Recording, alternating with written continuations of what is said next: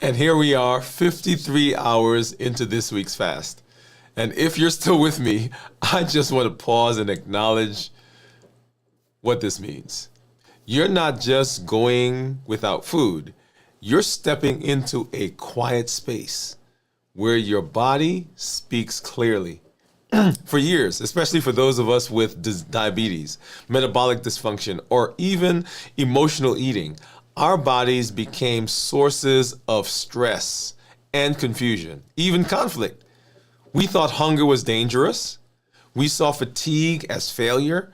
We feared that the scale said that this was what we were. This is who we are. And we mistrusted everything that we saw. We mistrusted our instincts. But fasting changes the game. It gives us space. It holds space for us. It slows the noise. It lets us finally listen. And in this episode, we're going to spend some time to just do a check-in. And it's not just a check-in. It's a reconnection. It's a reconnection with our bodies, a reconnection with our hunger, with our energy, with the power, with our potential. Because the truth is, your body never stopped working for you. It's just been buried under the chaos. At 53 hours, the chaos clears. And what's left is clarity, calm, and maybe, just maybe, some more trust. Hey, this is Dr. Dwain Woode. If you're new to me, I'm Wood with an E. The E stands for endocrinology. Here on the channel, I educate, I empower, and I encourage you to take charge of your health and your life. Avoid complications and go to the next level. We're creating the life we've always wanted. That's right. We are living limitless lives. And limitless living says that we're not allowing anything from outside of us, anything from inside of us to prevent us from doing what we need to do to be healthy. We're breaking free from the boundaries. We're breaking down all of those constraints that limit us. What we're doing is we're presenting our best self, our best health, and our best plans for our lives. Hey, if you're new to me, also go ahead and put new in the comments because I'd love to welcome you with a hand clap and some music to let you know that I'm excited that you are here in this space with me right now. If you do have questions, go ahead and put those questions in the comments because I'd love to welcome you and answer those questions as we get through our show this evening. Just so excited because, as you heard, that's right, I'm 53 hours into this week's fast. We're heading to 72. That's right, heading to 72 like we normally do. And right next to me, I've got my monitors, I've got my meter, I've got my Keto Mojo meter here, I've got my contour, and then of course right below me, right there, you'll see that I have my Dexcom Clarity Report that we'll take a look at here in just a minute. So glad. Did I say glad? So glad that you're here with me right now. And we are continuing on our trek to be metabolically healthy and to set ourselves up for the best possibility of success by using fasting. That's right. You've caught me in a fast. Once a week, we do a fast. Many of you that are out there are fasting right now. And if you are, go ahead and put yes in the comments because I want to know what you're doing as you're moving through this space. We are talking to adults with type 2 diabetes. That's who I'm talking to. Adults with type 2 diabetes who want to reverse their diabetes, who want to improve their metabolic health, get off of medications, and set themselves up for success. But not only those people, we're also talking to people who have metabolic diseases along the spectrum. Because remember, metabolic disease or diabetes is a part of that spectrum. We're talking about high blood pressure, high cholesterol, polycystic ovarian syndrome, fatty liver, obesity, and of course, prediabetes and diabetes. And we want to make sure that we're doing what we can to be healthy and to set ourselves up for the best possibility of success. I'm going to do a check-in here in just a little while. I do see some of our community members that are out there, so we're going to go ahead and say hello to you in just a minute. So Thank you for joining me. Whatever platform you find yourselves on right now, whether you are on LinkedIn, if you are on Twitch, if you are on Facebook, and of course, if you are here on YouTube, we welcome you to this space. So once again, if you are fasting, go ahead and put yes in the comments, because we want to celebrate with you as we move through this space. And so of you out there, you're asking, well, what are we doing? Why are we here? And what's going on? Well, we are working to reverse diabetes, as I said. There are millions of people around the world. As a matter of fact, there are over 560 million people right now who have diabetes, and almost an equal number who have pre-diabetes. So we're talking about 1 billion people around the globe that are suffering from diabetes or pre-diabetes. We're not even including in that list those people who have metabolic syndrome and all the other diseases that we just mentioned. So we're talking about a huge swath of our community, of our world, of our planet that are suffering from the diseases along the spectrum. And if we can do something that helps reverse it, to help improve it, we are moving the entire population into a better metabolic space. So on a weekly basis, we come on Dwain Woode MD Live, which is our main show on Mondays at 7 p.m. Central. We're walking through this limitless living pathway. What are the things that we need to know? What are the things we need to understand if we're going to be metabolically successful? And then on Wednesday, Thursday, and Friday, we do a conversation where we go through the tools that we are learning, the tools that we are putting into place to help us do what we need to do. So we educate, we empower, and we encourage. We educate with the show on Monday. We're walking through the path. We empower with the tools that we're learning. And here in this space right now, we are going through those tools. And then we encourage with the community that you are a part of and the community that you are building. So right now, we are doing a check-in for fasting. And we do a once-a-week fast. I encourage everybody in our community that you should be able to fast at least once a week for 24 hours. Now, there may be some medical issues that you have where you can't do that, and that's okay. Check with your healthcare provider. But for everybody else, fasting provides so many benefits in the metabolic space that this is something that you want to do regularly. In our episode last night, we talked about fat burning. And we'll take a look at some of my numbers here in a minute. We talked about why it's important. What are the benefits of going through fasting and doing fasting on a recurring basis so that your body gets used to it. And that'll come up here in just a minute as we talk about our topic for tonight as well. But fasting allows us to do that. And so what you're seeing us do now is getting into that fasting space. When I do come on, I want to do a check-in, because that allows me to talk about 3 very important areas: physically, mentally, and emotionally. Physically, mentally, and emotionally. These 3 are also part of the domains that we talked about. Remember our limitless living inventory? We put out 8 different domains that we are walking through the mini series now, going through each one of those. We've done physical, we've done mental, we've done emotional, we've done spiritual. So we've done 4 so far. We're coming back on Monday and we're doing a 5th one. But these 3, physical, mental, and emotional, are some of the top ones that we want to discuss. And these are the places, frankly, where people tend to have their most difficult time as it relates to fasting. So we're going to go through that and let you know at 53 hours now how I am doing, how I'm feeling with my fasting in those particular areas. So let's hop over and let's go ahead and let's do that right now. So physically. Now, I am actually a little tired. You know, you guys know we came back from a trip. We were gone for spring break, and so I'm back. And I think I'm rested, but I'm still kind of recovering from some of the travel. And you can hear in my voice once again, right? So the weather has changed, and so that's caused some issues for me.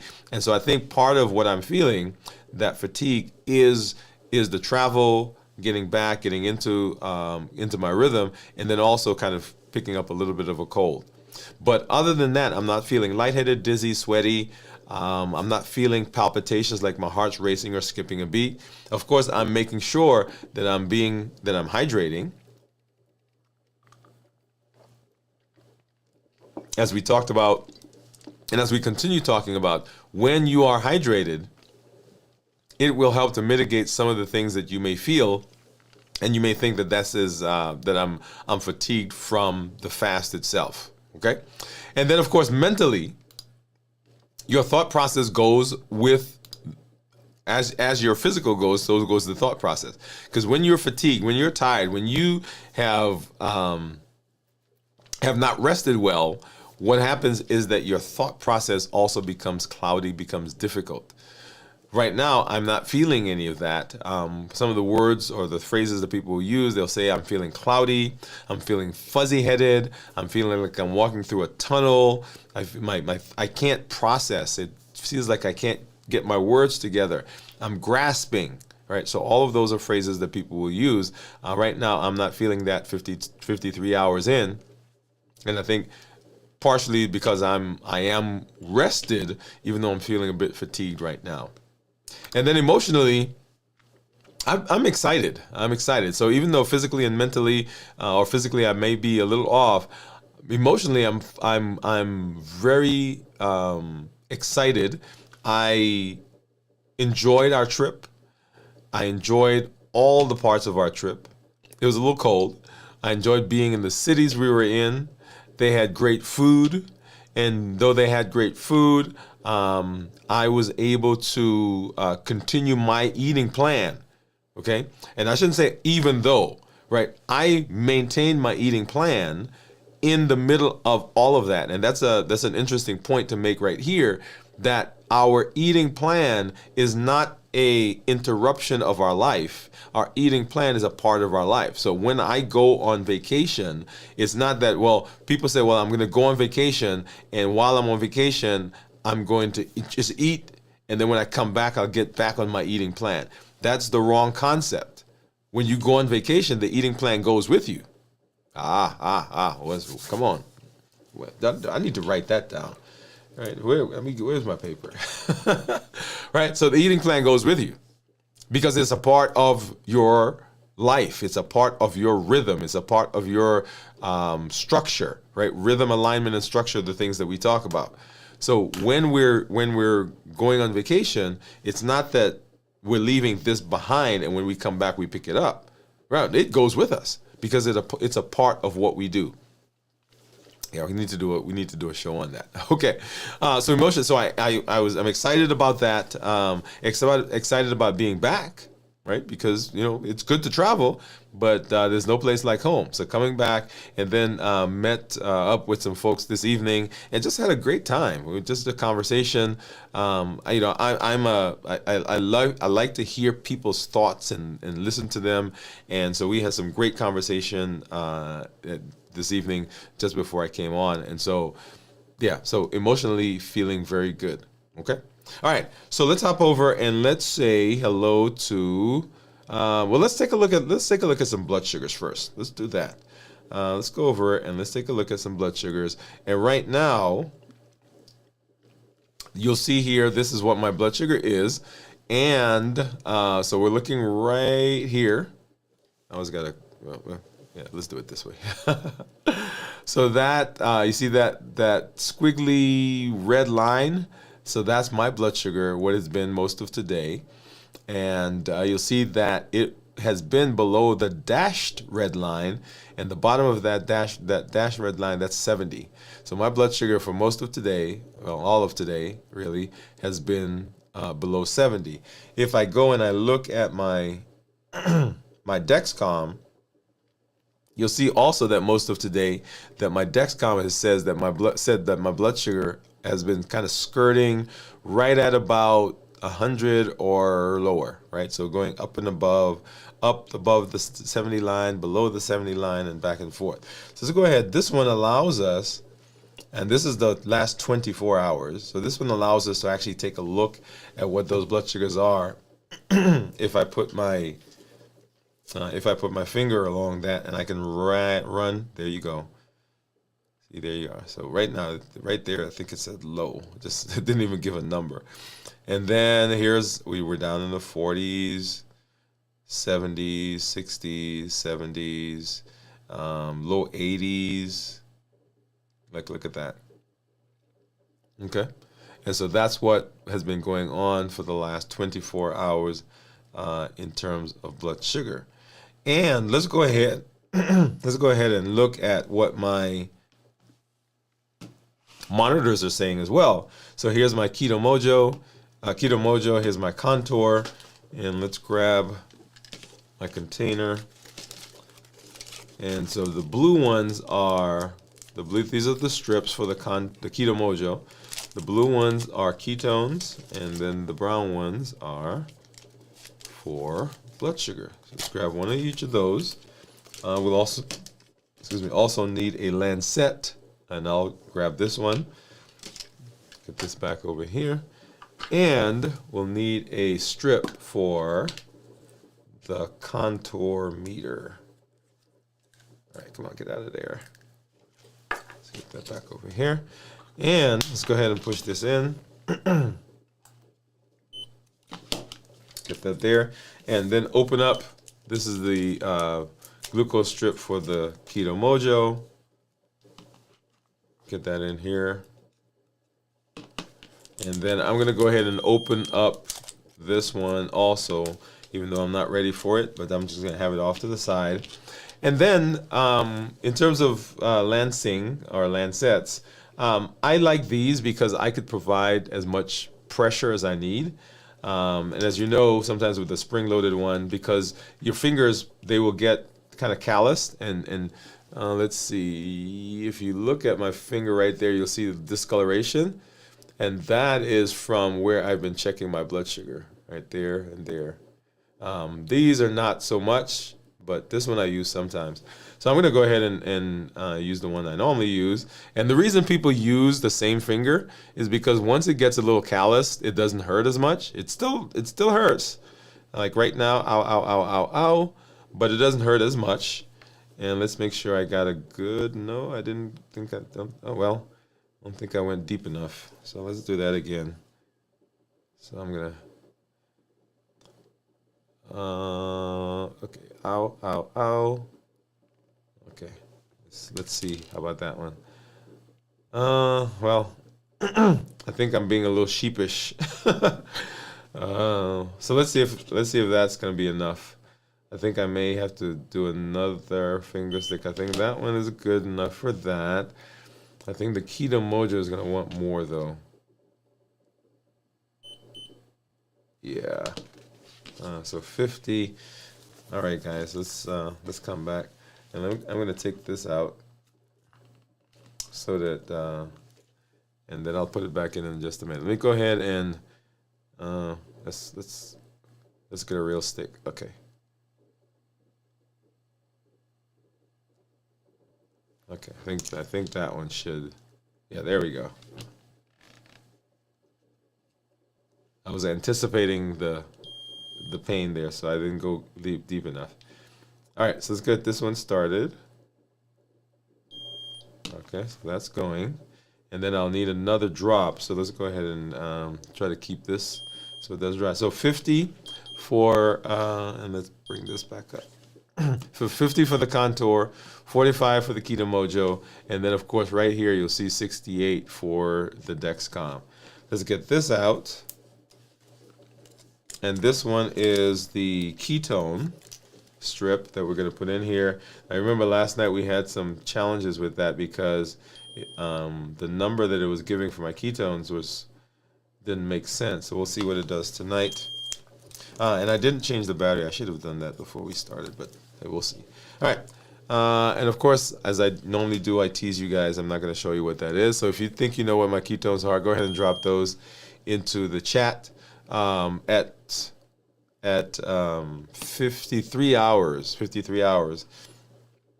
and I'm looking at the ketones, and that still doesn't make sense. So we'll have to do something about that. All right. And let's go ahead and let's say hi to some of our community members that we see out there.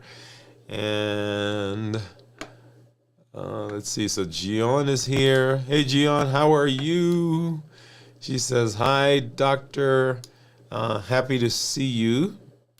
Let me pull that up because right now you can't see that. There we are. So, hi, doctor. Happy to see you again. Glad to be here. She says, hi, Wood Gang. And then, wow, 53 hours. That's right. I'm 53 hours. She says, I am in fasting 20 hours and I'm going to 48. Very good. Very good. I'm going to give you a hand clap.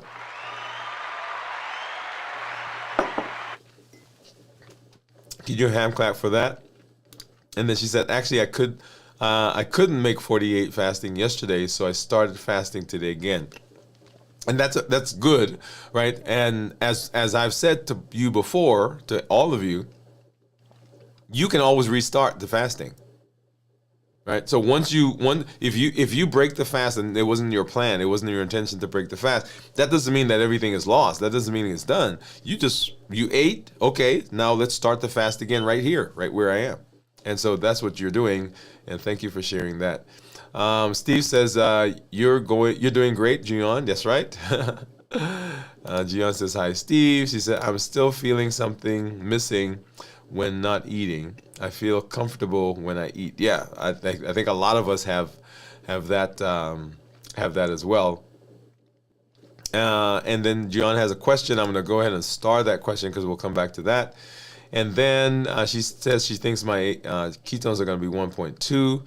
And then Steve says 0.7. So I'm going to star those as well because we'll come back to them. Steve says his ketones are 2.3.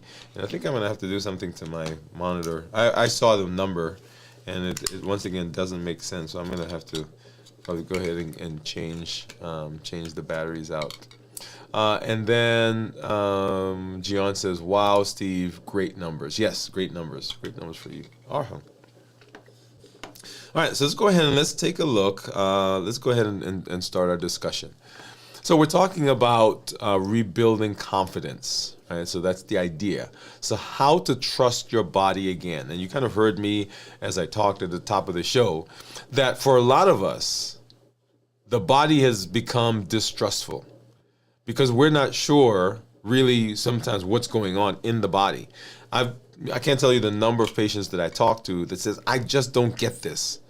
I don't know, for people who are diabetic, people who are struggling with obesity, people who are struggling with metabolic syndrome or high cholesterol, any of those things along the spectrum.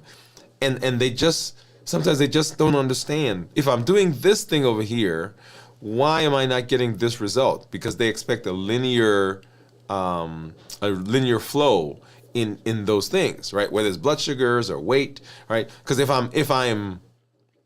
I'm eating less, like people tell me to do, why is my weight not going down? If I am not eating the carbs, why is my blood sugar not better? If I am working on metabolism, what are these signals that my body's telling me? Because you're telling me I'm not hungry, but I'm getting these signals that say I'm hungry, right? That's a big one for a lot of people, because they're like, well, I think it's hunger, and I'm like, well, I don't know if it's hunger. So rebuilding confidence, right? Rebuilding confidence is one of the things that we're going to be talking about. Rebuilding confidence in the hunger cues, right? So let's talk about hunger.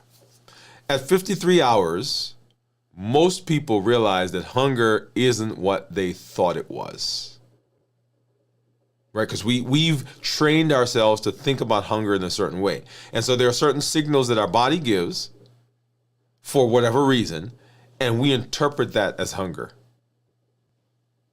So early on, hunger feels loud.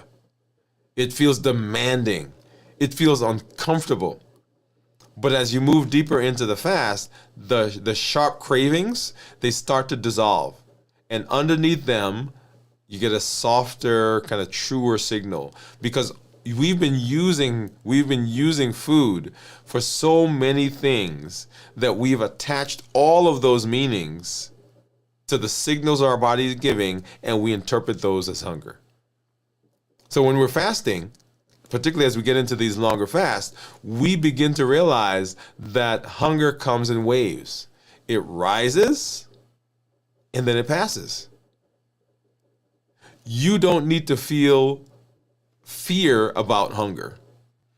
When some people are when people are in the process of eating differently, when they are working on their metabolism, when they're working on strength training, when they're working, whatever they're working on, they start to have some fear of hunger. Oh man, I don't want to be hungry. If I get hungry, that's going to mess everything up. But you don't need to fear it. You don't need to fix it right away, because even if you are hungry, it's not like right now, this moment, I got to stop what I'm doing and eat. But we've attached those things to it. In fact, I was talking to somebody today who said to me that I'm fine, but when I get hungry, I get that, I got to go get something to eat right now. And the answer is no, you don't. You don't need to fix it right away. You don't need to negotiate with it. Right? And we do that. We come up with all these things. Well, if I can get through this, if I can last, then I'm going to have whatever. And so we kind of negotiate with hunger when hunger is simply a thing, and it comes and it goes away. It rises and it passes. This is how you retrain your hunger cues. This is how you do it. So for years, we've confused hunger with a bunch of things. We've confused it with boredom. When I'm bored, I eat.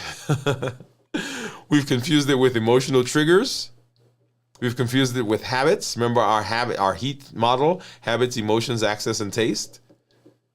We confused it with availability of food. That's access. We've confused it with even social cues. So someone else is eating, so I should eat too. They're eating. We're at the coffee shop, and they're having a muffin. They're having coffee. They're having some juice. So I've got to eat as well. But fasting gives you an honest reset point. It lets you ask some interesting questions. Am I hungry, or am I just uncomfortable? Right? Because sometimes we feel the growling of the stomach as discomfort. We feel the fact that the stomach is not stretched as discomfort. So am I really hungry, or is it just this thing? My stomach is empty. My stomach is growling. Am I hungry, or am I just used to eating right now? Right? That's that habit part. It's a routine. What if hunger isn't something to fight, but something to understand? Questions that we're asking. Because if hunger is something to fight, then there's always this antagonism. Anytime we have anything that we think feels like hunger, then our brain goes into this spasm. But what if we understood it better and understood what our body was telling us when we feel those things? So what are some of the first signs of you trusting yourself again, of rebuilding? You stop panicking when hunger comes. Because it's not a life or death situation. It's not a, man, I got to do it right now situation. It is simply, if it's true hunger, right? And we've already made the distinction between physiologic hunger and psychological hunger. But if it's true hunger, that's okay. It's a thing. I've got to treat it. I've got to do something about it, but I don't have to panic. So understanding that I'm rebuilding the trust with my body, I don't panic when hunger comes. When hunger comes, I don't just grab anything, right? Almost that reflex without thinking, right? I feel hungry. Let me grab that thing.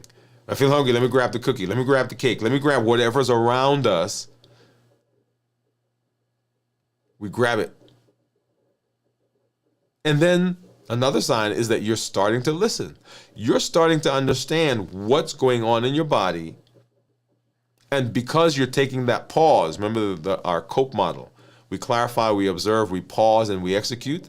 Because you're pausing, you're able now to listen, and you're able to understand, and you're able to hear what the body's telling you. Right?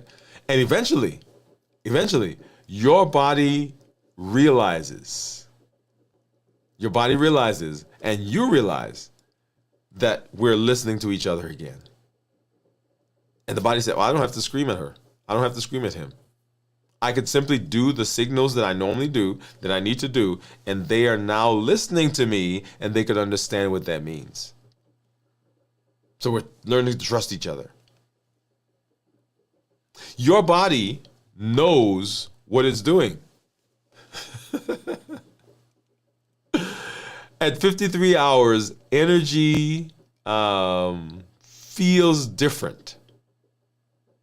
There's no sugar spike. There's no sugar rush because we've gone through the postprandial period. We've gone through the initial fasting period. We've burnt up the glycogen that's in the liver. We've used all that up, and now we are tapped into beta oxidation, and we are now burning fat for energy. So there's no rush. I've been fasting, so there's no caffeine jolt. There's no crash and burn cycle that we've gotten used to.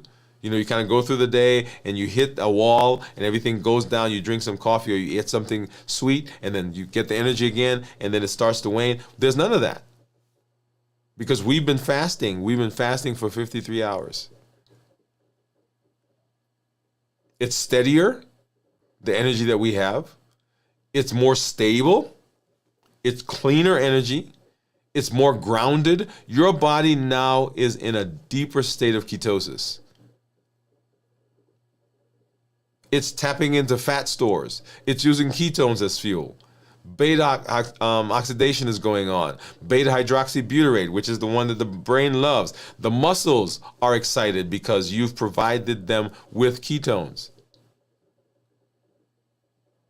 And some interesting thing that you may notice is that the brain fog goes away. We talked a little while ago about the checking in with physically, mentally, and emotionally. So the brain fog is lifting. You get smooth focus. You're able to process. You get some calm alertness. You're aware of what's going on about you, but you're not panicking about it. You get less physical restlessness and more mental clarity. You're able to problem solve. It seems like, man, I couldn't solve this issue before, but look at me now. Boom, I got the answer. And that's not accidental. Your body is metabolically flexible. Your body is able to shift between fuel sources with ease now. That's why it's important to do those fasting processes continually and to practice it. If you do it once a year, that's great. You do get some benefit, but in terms of your body switching into or becoming flexible, that doesn't happen. And so a big lesson that we learn here is that you don't need food every 2 to 3 hours. Oh, come on. Do I need to put a pin right there? I talked about that little in our episode last night. We've been taught, we've been indoctrinated that we've got to eat frequent small meals to keep the metabolism going. No, you don't. You don't need snacks to survive the afternoon slump. Your body has a system in place that helps you with managing energy, with managing sugar, with managing ketones. It just needs a chance to show you. And often we don't give it the chance because we're eating every 2 to 3 hours. And when we're eating every 2 to 3 hours, we're putting stuff in constantly. And so we go down the metabolic rabbit hole. And so for many of us, this may be the very first time that we've ever felt in sync with our energy. We feel like we're not chasing it anymore. We feel like we're not crashing anymore. We feel like we're cruising. Like, man, this feels so nice. This feels good. Let's do some more of this. And that shift teaches us, that shift between fat and carbs and fat, that place where we get into that energy flow, it teaches us something very crucial, that our body is not the enemy. It is actually an ally. But because of all the things that are going on, because of all the metabolic diseases, because of all the illnesses that we may have, the fatigue that we may have, the dry skin, dry hair, dry nails, all the things that go on because of the metabolic dysfunction that we have, we feel like our body is fighting us. And all the time the body is saying, I am trying to keep you alive.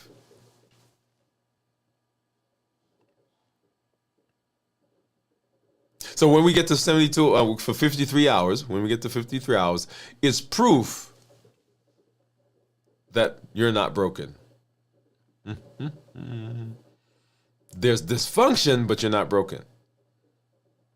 Let me say this as clearly as possible. If you are at 53 hours into the fast, you are not broken. You have made it this far. And you may have been told otherwise. And you may believe otherwise. But the truth is, the truth is showing up in your body right now. That you're able to go 53 hours. That you're able to be here. People say, oh man, if I fast, I'm going to die. Well, they don't say die, but... So here's what your body's doing. Your body is in the process of burning fat efficiently. Because it's doing that, it's improving your insulin sensitivity. And as we're improving insulin sensitivity, we are improving our insulin resistance. And that's the whole idea of reversing insulin resistance. And if we're reversing insulin resistance, right? That we said that's the bedrock of diabetes. So if we're reversing the insulin resistance, we're reversing the diabetes. In this process, we are lowering inflammation because we got autophagy that's going on. That's the cellular cleanup process of the body. And when we lower inflammation, we are also making our body more insulin sensitive because inflammation causes insulin resistance. Go back to my illness when I got sick a couple of months ago. You remember my blood sugars shot up.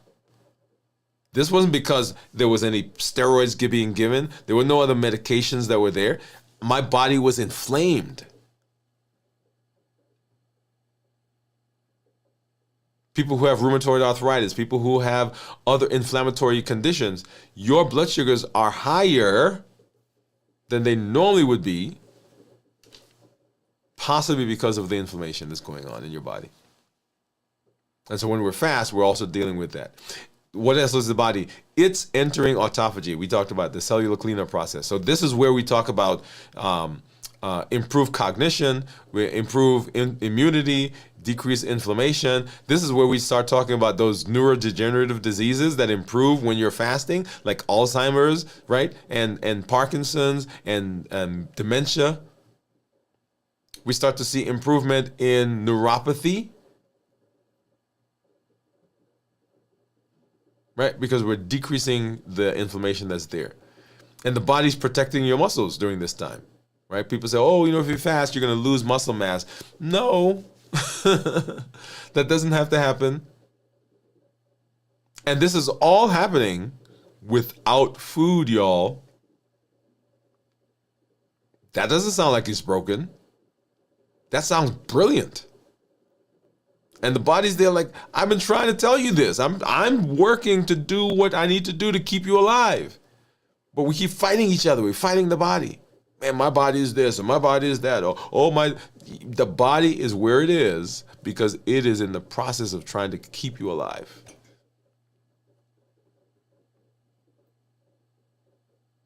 And I've said to people, the phrase, right? It's always going to be, you're going to always be diabetic.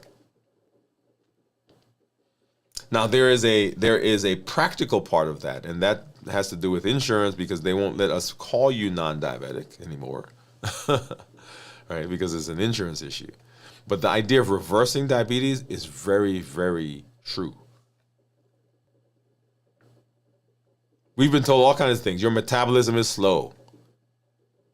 But here's the real question. Who gets to write the story of your body? Your past or your present? Is it based on what happened before, or is it based on the choices I'm making right now? And so fasting reveals what's still possible, not what's lost, because we've made some choices. I've made some choices in my past that I am even now reaping the side effects of. But that's behind me. And so now I get to move forward. Just this evening, I was talking to, I told you I met with some folks, and one of the concepts that I just got excited about, right, just fits right into our limitless living. And the point one of the people was making was that there is unlimited potential, right? When we talk about our potential, there's unlimited potential, but there are these constraints that are around the potential. And the constraints, those are the things we've been talking about. Limitless living says I'm not allowing anything from outside of me or anything from inside of me, those constraints, to prevent me from reaching my limitless potential. And so he's saying there are these constraints that limit what it is. And sometimes we stay within the constraint. We live in the constraint. And one of the constraints is our thought process about what we've done, where we've been, our past. And if we can let go of that, and if we can begin dealing with the things that are keeping us confined, the proof that you're healing is what you're doing right now. The proof that change is possible is what you're doing right now. The proof that hope is real is what you're doing right now. Because you are in the process of working through reversing diabetes. You're reconnecting with your body. And the next thing is, when we listen to our body, when we hear that, when we are improving, we are listening without panic. So let's be honest. We've been conditioned to panic at the smallest signal from our bodies. Something hurts, and we're like, oh my God, what's going on? A growl in the stomach, oh, I need food immediately. A dip in our energy, oh, I'm failing. I'm a little dizzy, it's dangerous. If I have a craving, I'm losing control. All of those are conditioning, and they make us distrust the body. And so we want to listen to our body without panic, so that the stomach is going to growl. But that doesn't mean that I'm in danger. I may feel a little dizzy, but that doesn't mean I'm in danger. Maybe I need to hydrate more.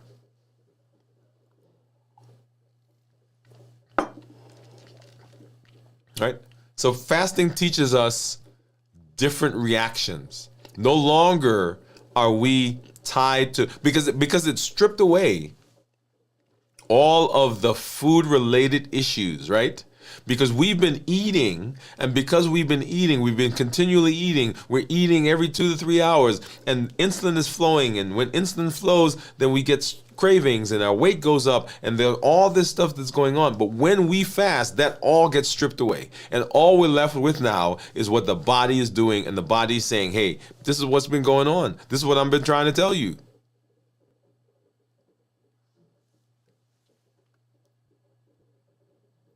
Yeah.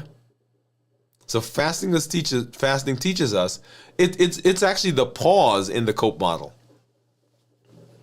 I love that. I just put that there. The Cope model says we're clarifying, observe, we're pausing, we're executing, right?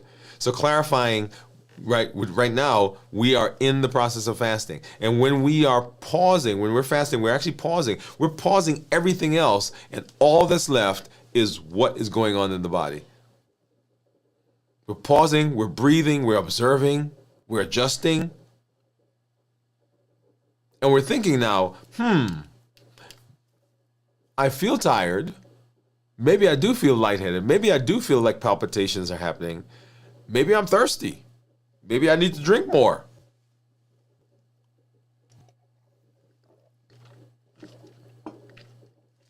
Maybe I'm tired. Maybe you need some electrolytes. Maybe you need some salt. Maybe you just need to be still and sit and be quiet.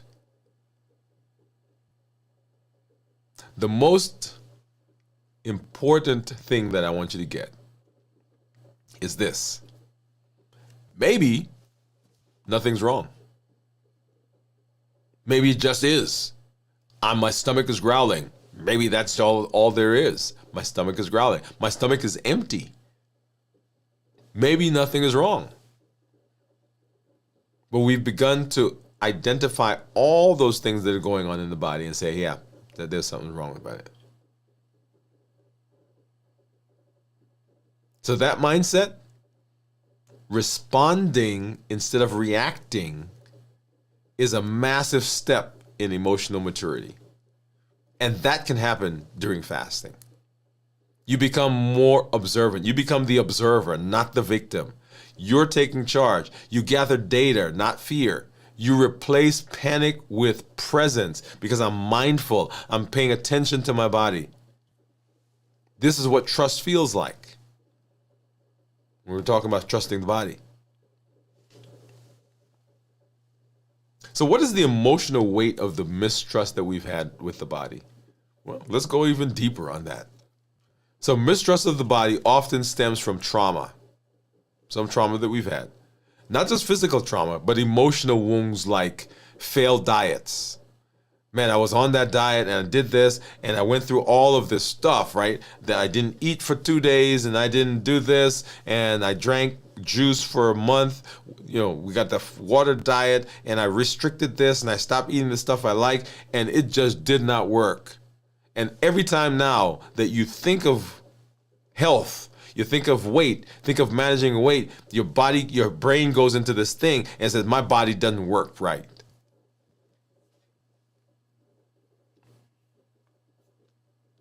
Number one, failed diets. That's some of the traumas. The next is public shame over the weight. We've convinced people and we've told ourselves that the weight is our problem. We caused it. Because if we were strong enough, if we were moral enough, if we had enough gumption enough, if we had the stick-to-itiveness enough, right, then we wouldn't look like we did or like we do. And the truth is, no, there are things outside of our control that will promote weight. Medical gaslighting. We've done that for years. The things that we've done, the things that we have told people, you know what our plan for weight was? Go home, eat better, and exercise. That was it. That was the plan. It's like me telling you to go home and stop breathing.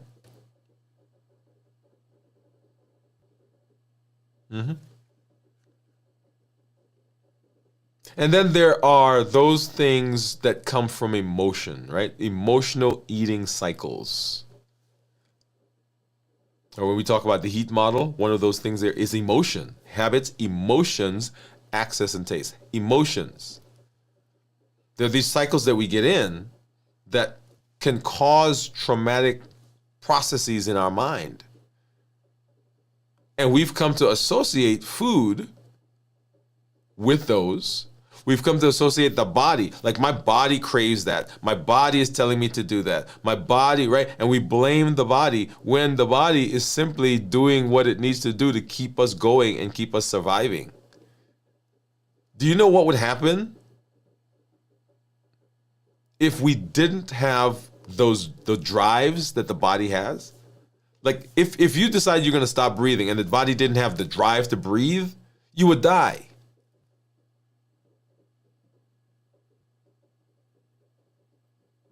So the drives that the body have, the hormones that come out that make us eat, they are there for a reason. We just have created an abnormal cycle around it.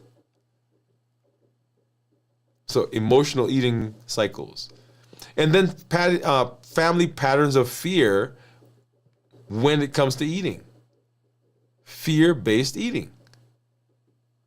You better eat it or you're not getting anything else. And I'm not going to talk about child rearing here, but some of the things that we say related to food, it's a wonder that more of us are not traumatized.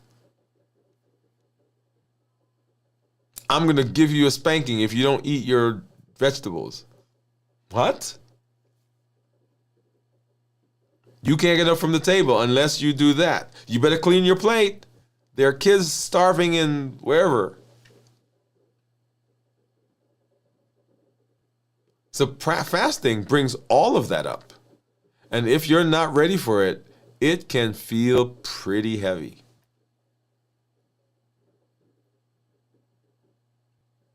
So I want you to hear me now. If this fast feels emotional,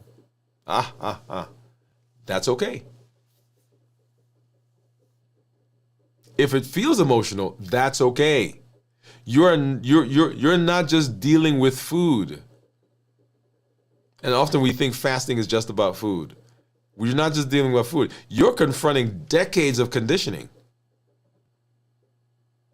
You're renegotiating and re-looking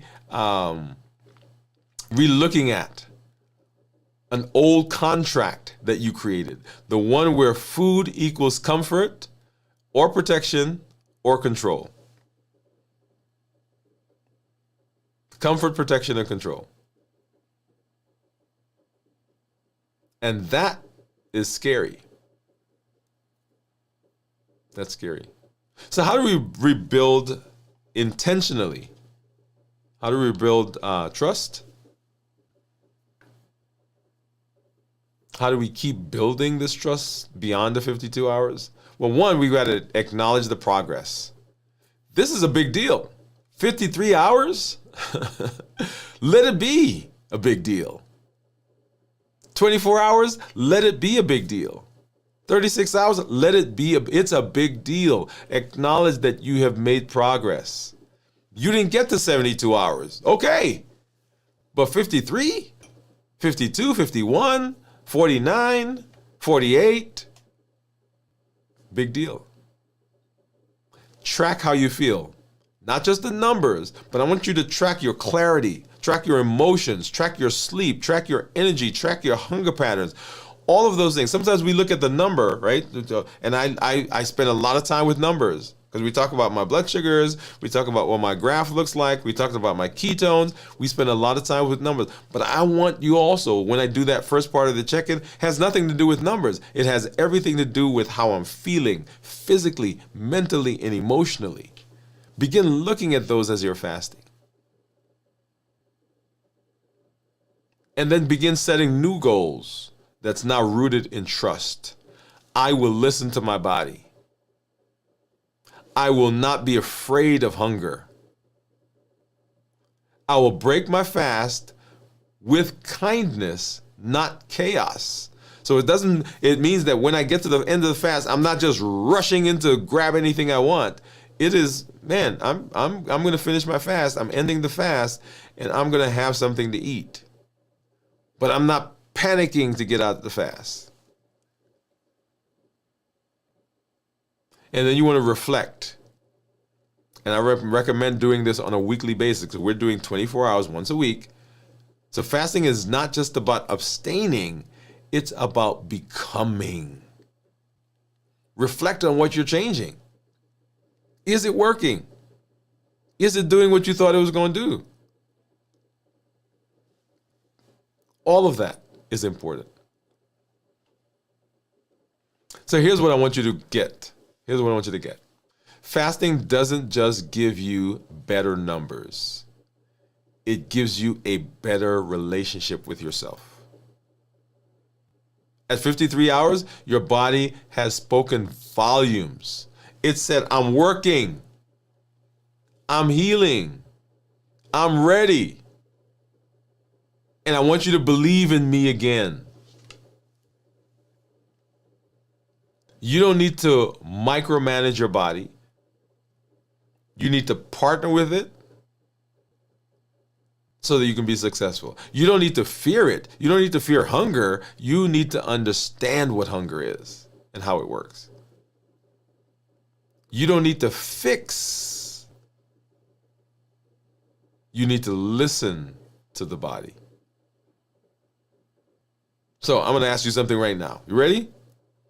What are you learning about your body right now?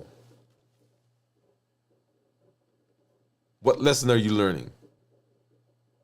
What surprised you as you're moving through the fast? What, like, man, I didn't realize that. And what and where do you need to feel trust growing right now? Drop it in the comments. I'd love to hear from you. Get your insights and to celebrate this incredible milestone with you. 53 hours, come on. Remember, you're not broken. You are not behind. You are not healing. This is what limitless living looks like. This is limitless living on the move, where the rubber meets the road. Every day, we are working in the process of becoming metabolically healthy. Awesome. All right, let's see. Let's hop over and let's say hi to some of our community members. I think I see someone else jumped in there, so let's pop over there. And let's see. We had some guesses for ketones 2.3. Steve said that, Steve, how are you fasting now? So 2.3 is great. Gian, I wonder when that number came out. I think I'm missing something there, Gian. Put that back, put that again in there. When I don't get hungry, I just want something to eat. I just want to eat. Yeah. I feel empty when I don't eat all day. And I have an eating habit when I feel uncomfortable. Yeah. So one of the biggest places that we use food is with comfort. Remember, habits, emotions, access, and taste. Right? Habits, emotions, access, and taste is one of the places where we do go when it comes to food. We use that as so many different things, not just for energy. We use it for activity. We use it for everything. Let me just say, I was gonna go through the list, but that list is pretty extensive when we talk about what we use food for, other than for nutrition. Okay. All right. So it said I eat. So Jennifer, hey Jennifer said, how the oil, still without electricity, but the road was clear today, so got out for more fuel. Okay. Well, Jennifer, glad that you're safe. Sorry you still don't have power, but glad that you're out. She said no fasting for me this week. Too much stress. So one of the big things that happens is, sometimes during stress, we've got to regroup. So glad that you're taking the time to do that. Move more and eat less mantra doesn't work for a long-term weight loss. It doesn't. And that's what we've been telling people for years. And we know it doesn't work. But for a long time, we didn't have a good understanding of weight. We didn't have a good understanding of metabolism. We didn't really have tools. That's the other thing. So for years we didn't have tools, but now we have a slew of tools, including fasting that we're talking about. Gian says, hi Jennifer. Steve said we eat one meal a day, so OMAD is what Gian says. And Jennifer, you are doing great while in adversity. Yep. That is so true. All right, so let's go ahead and let's hop over and let's take a look at my blood sugars. And of course, as soon as I got over there, my it timed out. So let's go ahead and just log back in. And we'll take a look at what these numbers have been doing over the last. And we spent some time in our episode yesterday kind of going through the last week or so because we've been on vacation. But let's go ahead and let's pull up where we are. Let's do this one. Okay. And so you'll see there my average blood sugar is 101. So that's what it's been for the last two weeks, 101. I am in target 96% of the time. My target being between 70 to 180. And if I were to get an A1C based on these blood sugars, right, my estimated A1C, that's the glucose management indicator that you see right there, would be a 5.7, which I'm excited about. If I go back and take a look at what we were, that was 14 days. This is 30 days. So glucose management indicator is 6.0. And if we go back 90 days, because remember, this is where we were having all those issues with the higher blood sugars, it's 6.8 with an average blood sugar of 148. So I actually like what's been going on the last couple weeks. So I'm going back there, okay? And then if we look at the daily graphs, starting from where we are right now, so here was so right here. So this is 53 hours. Blood sugar was 62. And if I run my mouse back over the course of this day, you'll see that we've been actually kind of straddling 70s. There were a couple of times when it went down here, down into the 40s. And look at that, in 60s, 70s, 60s, 70s, 60s, 70s, 60s, 70s, all throughout the day. So if I go back, so this is 53 hours. If I go back 24 hours, this is now at 29 hours, which is when we were on last night. Once again, so not as low as we are here, because these numbers seem, a lot of these go below 70. So this one was just straddling right above 70s. Look at that, low 70s. There was an 80 right there, 79. Earlier in the morning, we got up to like 90s, 92. So that was 24 hours, or 29 hours. So if I go back 24 hours before that, at 0 hours, you'll see we were a little higher, so 80s and 90s. And right in here was where, because I had been fasting coming into this day, and then I had a piece of cheese right in here somewhere. And then so we restarted the fast right here. Well, we started over here, so we were 24 hours. And then by last night at 9 o'clock, we were 29 hours. And then, of course, this was right here. Look at this. This is, everything is going okay here in the low 100s. And then right here is a Impossible Burger, half of an Impossible Burger from from Burger King. That's what you're seeing right there. All right, and so let's go ahead and let's hop back over here, and I'm gonna go ahead and show you what my meter said that my ketones were, but we're gonna have to. I think when I get offline here, I'm gonna go ahead and change the battery because I still, for what the number is telling me, does not make sense. So let's go ahead and we're gonna go ahead and sync it so you can see what it is, but then we're gonna let's see, here we are. Okay. So go ahead and pop that up, and then let's go ahead and sync. Press our sync button.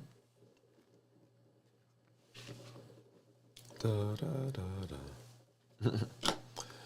All right, so it looks like we got our readings over, and let's go ahead and pull that over. And so you'll see blood sugar is 45, and it says the ketones are 0.1. And that for the time where I am in terms of my fasting, that does not jive. It doesn't make sense. So something is off, and so I'm going to take a look at that once I get offline here in just a little while. Okay.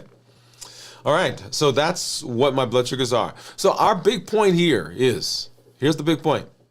As we're moving through the limitless living pathway, as we're going down the journey, as we're using these tools, this thing, this mechanism, right? This machine, this body, we've got to learn to trust it again. Because if we don't learn to trust it, then we're always going to misinterpret what it's telling us. And when we misinterpret, then we end up doing and making decisions that are not in keeping with and not in alignment with what we say we want to do. And so understanding the body, understanding how it, and trusting it again is paramount, because that sets us up for the biggest potential for success. And we talked about potential, right? So we've got unlimited potential. We've just got to figure out how to get rid of some of those things that are constraining us. All that we do, all the conversations that we have are based on our Triple E formula for success, where we educate, we empower, and we encourage. We're educating with the shows, with the podcasts, with the blogs. All of that is to help you change the thought process, change the mindset, to become, to get into a growth mindset and get away from a fixed mindset. Growth mindset said, I can improve. I can be better. I can move from this space. A fixed mindset says that all I can do is what I have right now. There is no improvement. There's no benefit. There's no growth. There's no expansion. There's no bigger vision. And our thought process is important. If we're going to be successful, we've got to change this. We got to change the lens through which we're looking at life. We educate, we empower. If we have theory, but we don't have action, then nothing changes. The things that we're learning, the things that we're doing, the changes in our mindset, if we put it into action, well, it does not have power unless we infuse it with our actions. And so we're not just talking, we're not just educating, we are empowering. And the tools that we're using, balanced bites, the fasting, mindful eating, emotional intelligence, all of those tools are things that we're learning, that we're putting into practice. The limitless living inventory, so that we can evaluate what we need to do to make things as smooth as possible as we're moving down this pathway. We educate, we empower, and then we encourage. If you want to go someplace, you can go by yourself.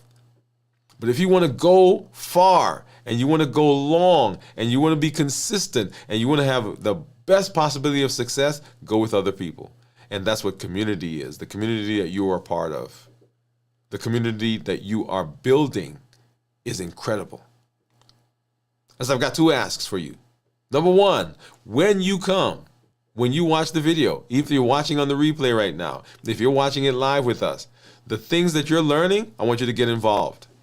Get involved with the challenges, get involved with the community, right? Let us know what you're doing. Let us know what's going on in your life, in your world. Are your blood sugars better? Is your weight down? As a matter of fact, that's one thing that I didn't show you guys. So let me go ahead and pull that up now while we're talking. But what's going on? What's improving for you? Share that, because when you share your story, other people see that and they're like, man, if they can do it, then I certainly can do it. When you're having challenges, those places where you bump into something that didn't quite go the way you thought it was going to go, and you may be struggling a little bit. When you come and you share that with the community, you get to know that it's not just you.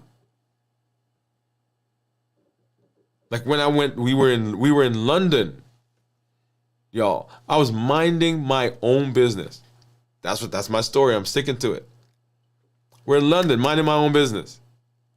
And there's a store right across the street from the hotel where we were. So we're coming from what did we do? I think we were coming from the bus. because public transportation is great. So we're coming from the bus, and we're passing by this store, getting ready to go across the street to the hotel. And so I think I was the one who said, oh, let's go in and see what they have. So we walked into the store, and I rounded the corner, and what do you think I saw? What do you think?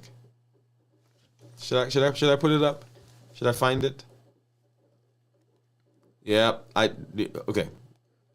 Let me see if I can find it. But like I said, I am in a whole different country, away from my normal place, and minding my own business, just going to the store to look to see what they have in there. And as I get in there, I see, and I'm just going to, because of course I'm having trouble finding it now. They got Cadbury's, y'all. Cadbury chocolate. Yes, they did. And it was huge compared to the ones that I get here. It was big.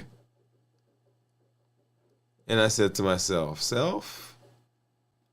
I wonder, what does Cadbury chocolate taste like in London? Right? Yep.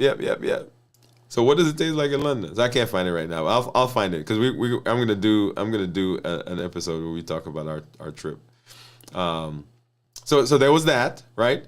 And then we're going to the store. We're heading to my son. He does Legos, and so there are Legos all over the world. So we're collecting some Lego stuff. So we're on our way to the Lego store, and passing by this shopping center to the Lego store.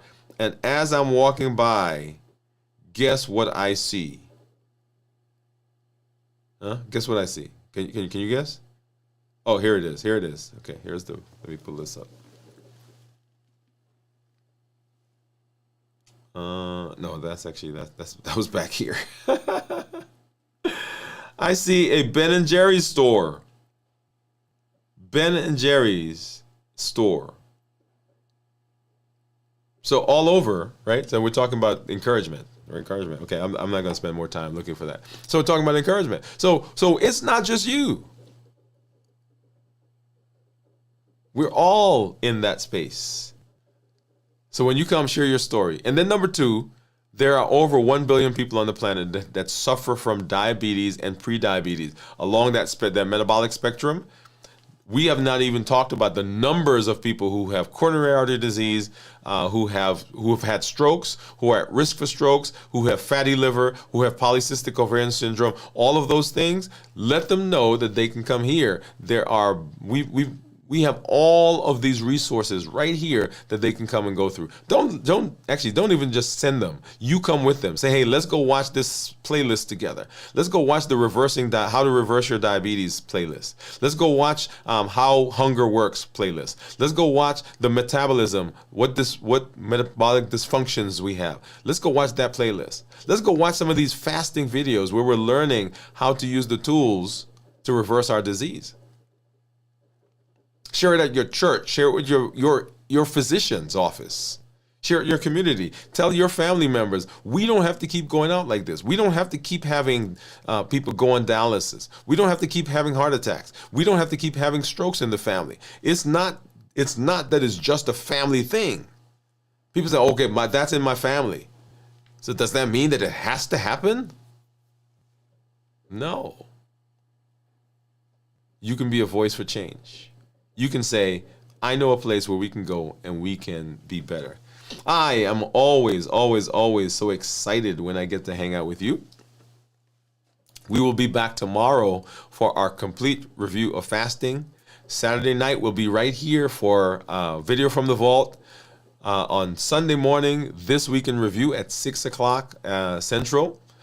If you've not been following, here's a good, I want to make a plug for this. If you've not been following us on our YouTube channel for my 100-day walk to consistency, you want to make sure that you get in there and you become a part of that. We are on day 78 now or something like that, right? 100-day walk to consistency. As we're using tools, as we're learning the tools, fasting is a tool, right? Because it talks about food and how our body works and sensitizing our body.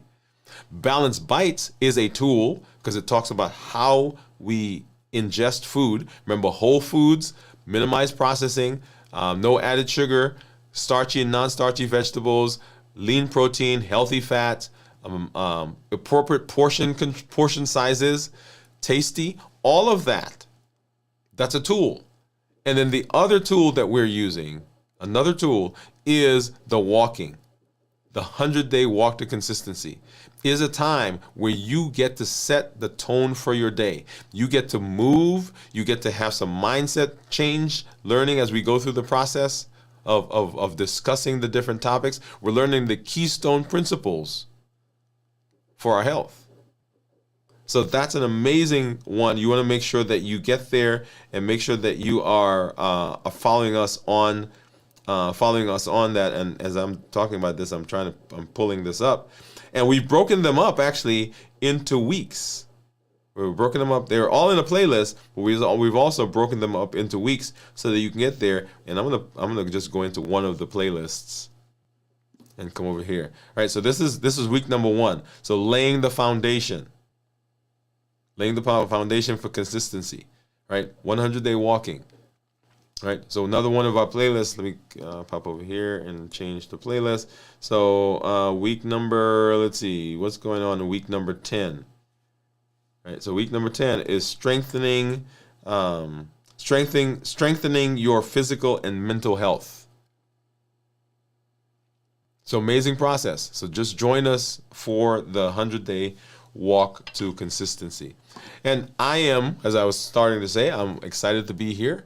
Always, this is Dr. Dwain Woode. That's Wood with an E. The E stands for endocrinology. Here on the channel, I educate, I empower, and I encourage you to take charge of your health and your life, avoid complications, and go to the next level. And we are living a limitless life. Limitless living says that we are breaking free, y'all, from the boundaries and the constraints. We're not allowing anything to prevent us from moving into the space that we need to be for our unlimited potential. Nothing from outside of us and nothing from inside of us will constrain us. We're presenting our best selves, our best health, and our best plans for our life. Good night, everybody. We'll see you at the next episode.